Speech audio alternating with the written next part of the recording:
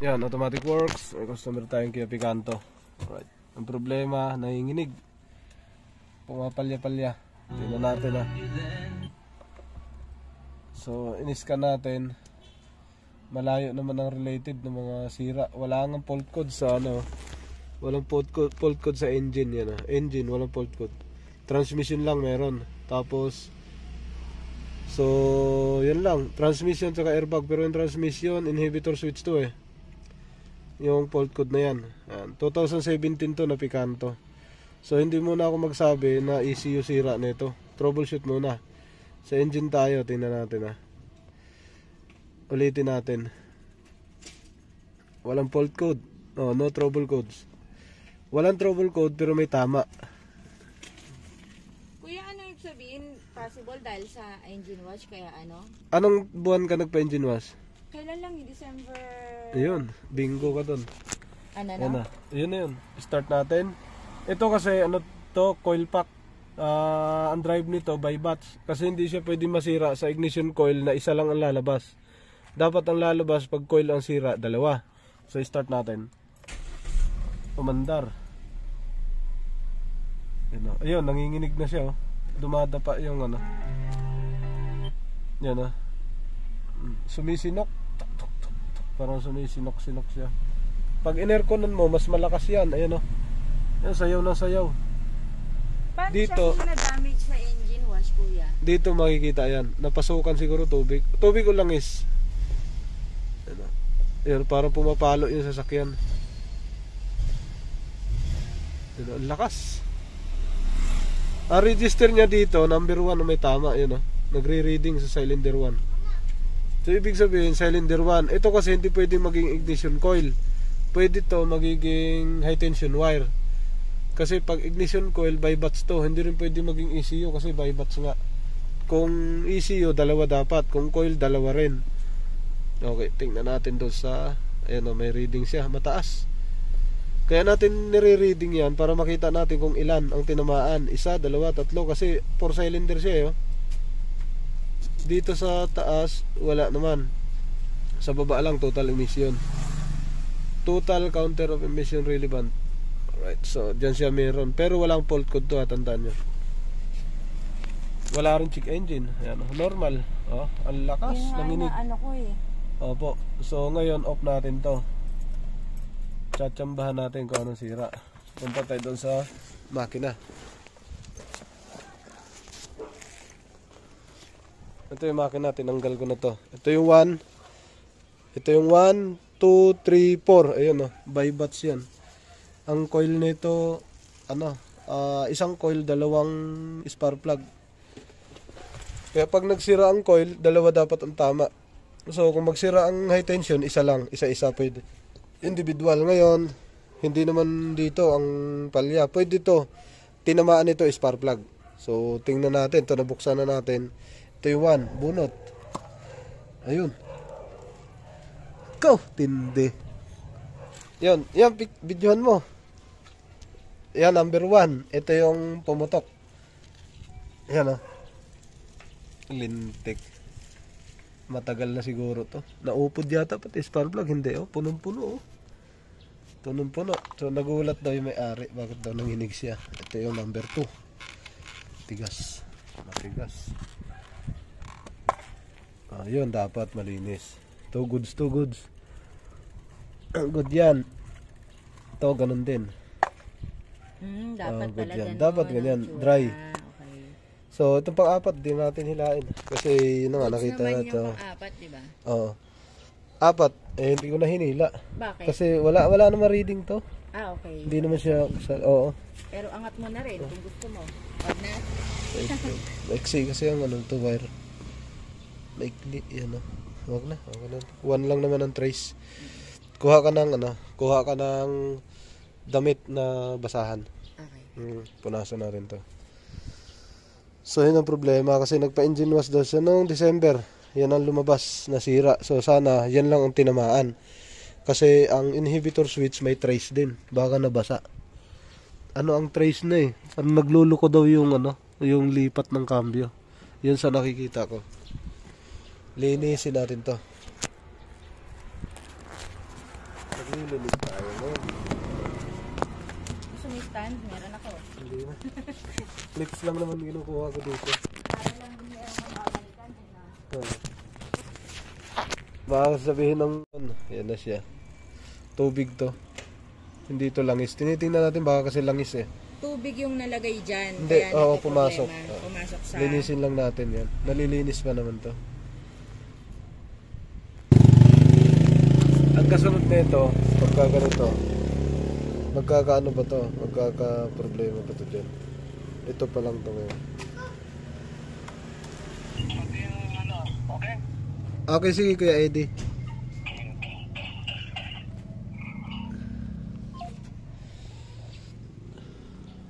Daming dumi. Malinis na. Bunutin natin yung spark plug. Sumuka, hindi yata tubig to. Langis yata to. Langis, galing dito sa gilid na yan. Oh. Yun yata ang sumuka, hindi to sa... Bubunutin natin yung spark plug. Ay, nabunot. Yan, naguhukay pa rin tayo sa latak. Napakadami yan. Oh. Ang dami latak. Ah. Kala ko ubos na, hindi pa pala. Bubunutin sana natin. So hindi pa pala ubos yung latak. Parang nadudurog. Parang may halo na siya. Nadurog na yata yung bakal.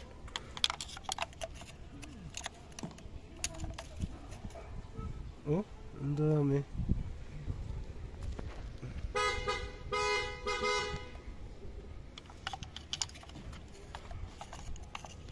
So ito, ang isa din ito, yung mga nag-i-engine wash o langis. Parang puro buhangin na to. Langis na pumutok yung ano sa gilid, yung gilid na yan. Umalpas yung langis. Pwede rin sa engine wash na dali.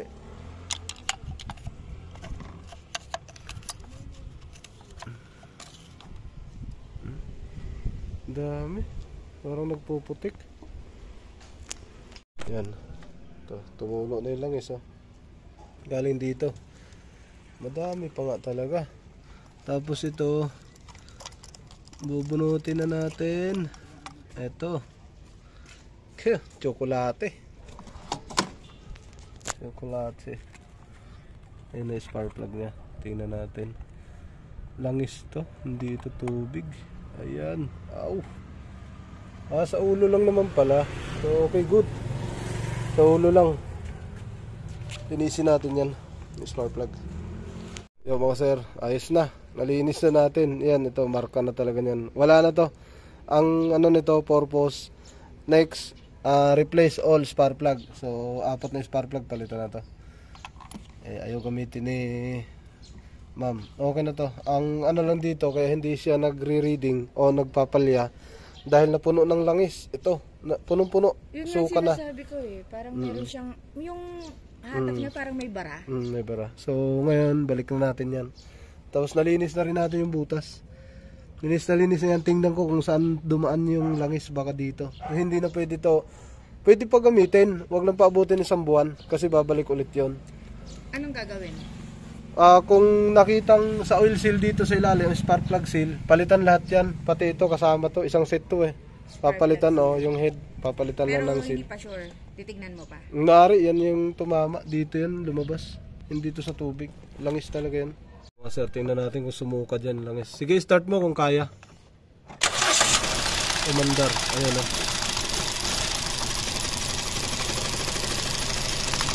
Baka dyan lumabas yung langis.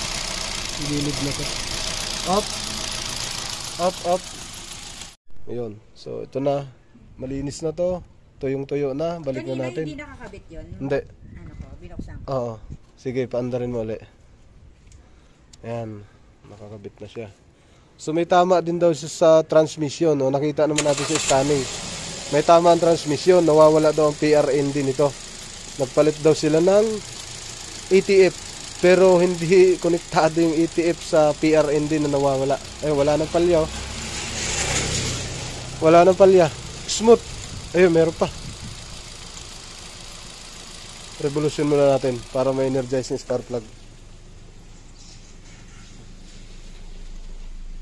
Yun na. Rev. Yun. Tingnan natin dito sa palya. Ang palya kasi madali mo siyang ma-reach. Mababa lang yung apak mo ng RPM, kuha mo na yan. Huwag mo nang tuduhan ng sagad. Ganyan lang oh. Banayad lang, dahan-dahan. Oh, wala na. Wala na oh. Wala na. No reading at all. Tapos buksan natin ng aircon syempre. 1, smooth. Wala. Ganda ng angat. Oh? Walang inig. Right. Yun ang halap. Sa pinakamababa lang siya to tama. Pag tumaas naman, bago pa lang kasi yan. Bago pa, baka naglalangis pa yung. Ulitin natin.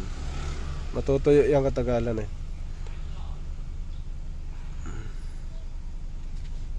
Cylinder counts. Naka-aircon. So, kailan ang next PMS mo? Dapat December 18. Wala na reading. So, pagka nag-PMS, lahat na to. December 18. So, January, pwede na kagad to i-rush ng PMS. January, Lahat. ano? Ngayon, pwede ka na magpa-PMS. Pagka, ano, lahat, langis. Palit ka na na spark plug, lahat. Alright, so wala na siya. Nawala na. Hindi na nag-reading. Spark plug ang papalitan. Opo, spark plug lang. Ayan, wala na reading. Naka-aircon. Good idling. Yan, oh. Ngayon, ito ang problema nila, yung PRND naman daw. Ano? Itong tama na to, tumama to sa reading kasi ng transmission. Yan ang sinabi ko sa'yo kanina. Ang reading ng transmission mo. Yan, oh. Ang lumabas dito, yan. Transmission range sensor circuit high input. Pwedeng naputol to or sira yung inhibitor switch mo. Yung inhibitor switch, Pinalitan. buo daw.